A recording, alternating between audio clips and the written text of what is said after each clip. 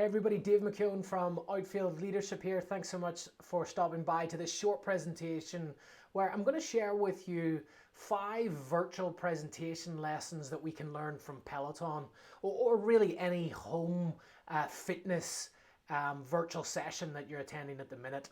I'm a big believer in taking inspiration and guidance and best practice from areas outside of our typical fields. And the world of home fitness, I think, over the last 12 months or so has done a really good job at engaging with the participants during their sessions. So let me share with you what I have picked up in the last year in using a Peloton.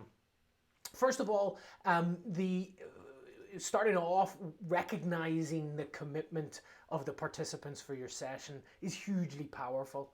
We live in a world where we've got so many options with how to spend our time, and just the fact that somebody's showing up for your virtual session I think is huge, and just recognizing and honoring that commitment is fantastic. And they do this very well in the world of Peloton. The instructors at the beginning of the session really just call out that fact that the participants, their audience, could be anywhere at that time. So just recognize the commitment of the folks that have joined your session, and you'll see that their engagement will elevate throughout the session. Second thing that Peloton's very good at doing is providing a roadmap for where you're going to go during the session. So whether it's a 5-minute warm-up or a 20-minute cycle or a 45-minute cycle or even a 60 or 90-minute cycle, they're very clear right at the beginning to share with you what you're going to be going through.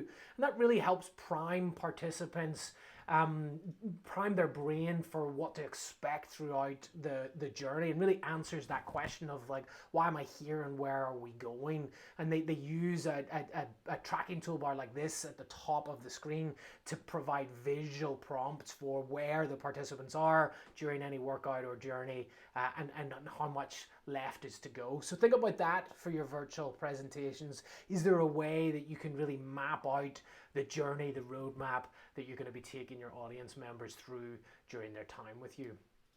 Third thing that they're excellent at is encouraging community. So they have the ability to pull up a leaderboard where you can see where you rank with other folks in the class at any time. They have this great feature where you can high-five one another as you go through, and it helps build up that sense of community. They also do a very good job at reading out participants' names that are in the session. They call out particular milestones, whether that's birthdays or 100 rides or 500 rides or 1,000 rides. And it's just really good in building this sense of community, and we're all in it together.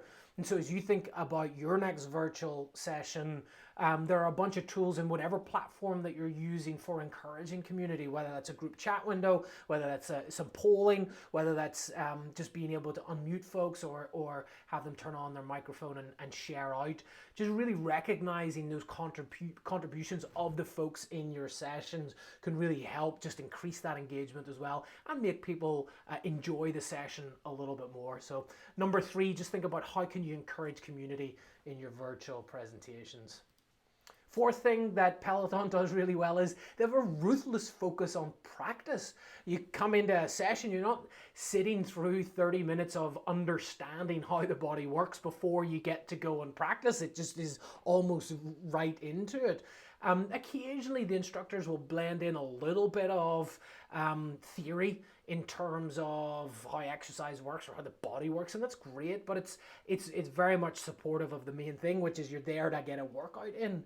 I think often in our presentations we do it the other way around. We front load a bunch of theory or some academic models, or we teach too much at the beginning and maybe don't have enough time for practice at all, or it's all pushed towards the end.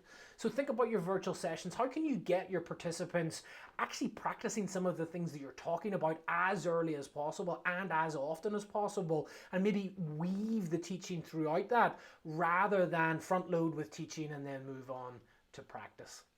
And then the fifth thing that you might want to think about that Peloton are particularly good at is just helping participants set their intention for why they have shown up on that day. And then also throughout the session, just bringing in moments of reflection. Are you getting out of this session what you wanted to, what you committed to put into it? And I think that this, if we can do this in our virtual sessions, it's very helpful for engaging our audience, for getting them to set their intention for what they want to get out of the session with you and what they're willing to put in order to make that happen. So spend some time at the beginning of your session getting participants to set their intention, and throughout the session, and certainly right at the end, have them go through a period of reflection and get them to share that with you and the rest of the group. And you'll see that the engagement is higher, what they walk away with is much more valuable, and just the joy that you get out of your virtual sessions is greatly increased as well. So there you have it, folks. 5 lessons for your next virtual presentation from the world of Peloton. Hope that was helpful for you, and I'll see you next time.